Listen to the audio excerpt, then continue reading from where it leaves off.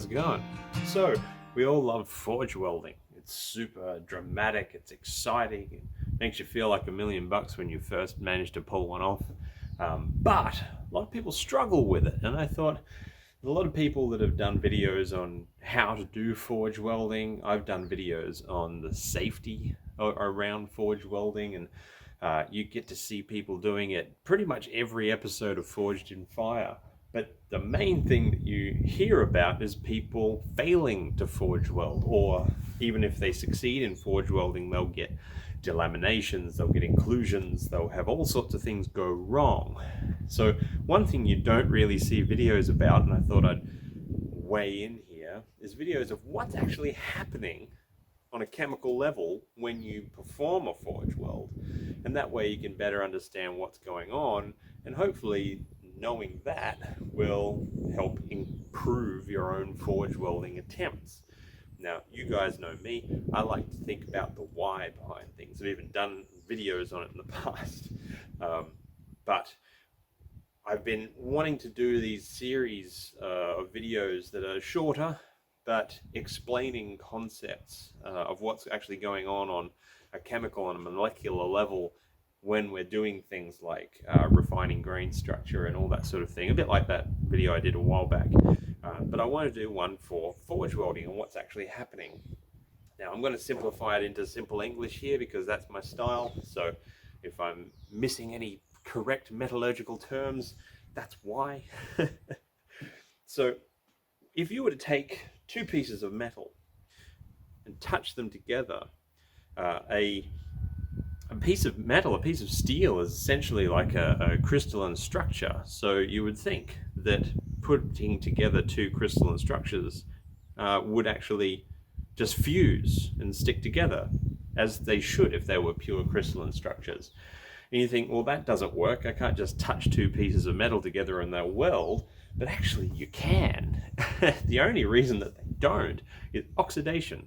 Basically, on steel it'd be rust or atmospheric oxidation. When our atmosphere touches the exposed metal, like if you take a piece of metal and cut it and it's all shiny on the inside, that's freshly exposed metal. But as soon as atmosphere hits it, it starts to oxidize. So when you are touching those two bits of freshly cut metal together, you're not just continuing the crystalline chain of the steel. It's a crystalline chain of steel, then a thin layer of oxidization, and then crystalline structure of steel again. So that basically creates a little seal on the end as soon as it's exposed to atmosphere. Now, if you were to do the exact same thing in the vacuum of space where there is no atmosphere, and you were to cut a piece of metal and then stick them two pieces together again, there'd be no oxidation, and they would actually fuse.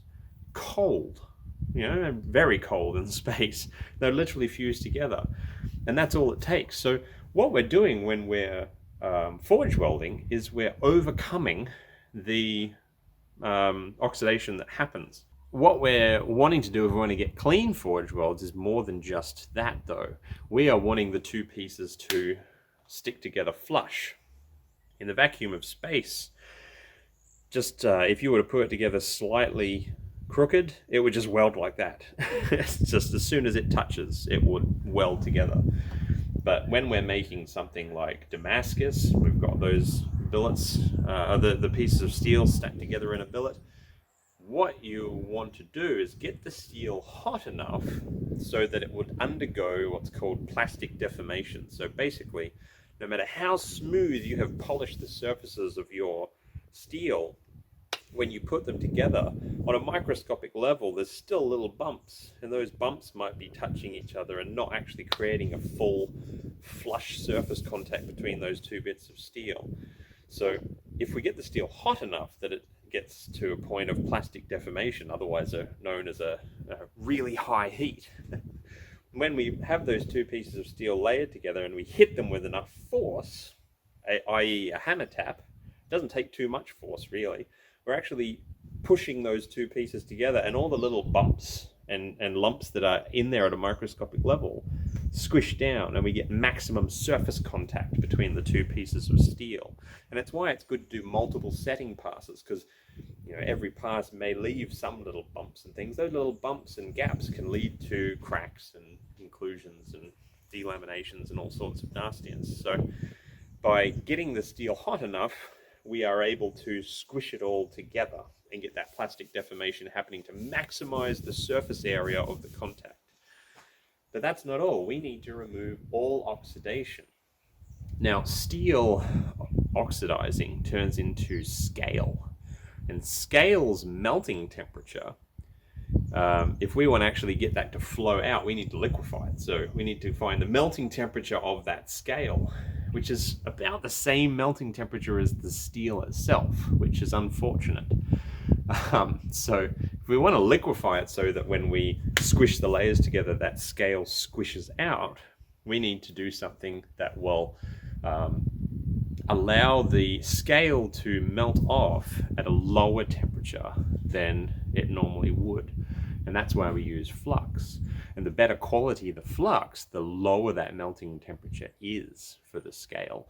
So you throw flux in there and all of a sudden that scale starts melting off much, much lower than the melting point of steel. And when we go and do our setting passes which squish the layers together, it'll squeeze out that liquefied, melted scale and liquid flux, leaving no oxygen left. So that scale is the oxidized steel. If we remove the oxidized steel, all we're left with is clean steel, which is able to fuse together in an oxygen-free environment.